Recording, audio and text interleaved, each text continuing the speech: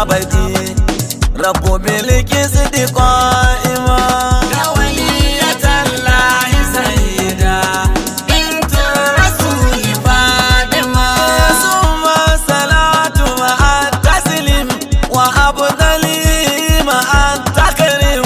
alayhi sayyidul akram muhammadu qa'idul umma ya waliyatallahi sayyida bintu rasul fatima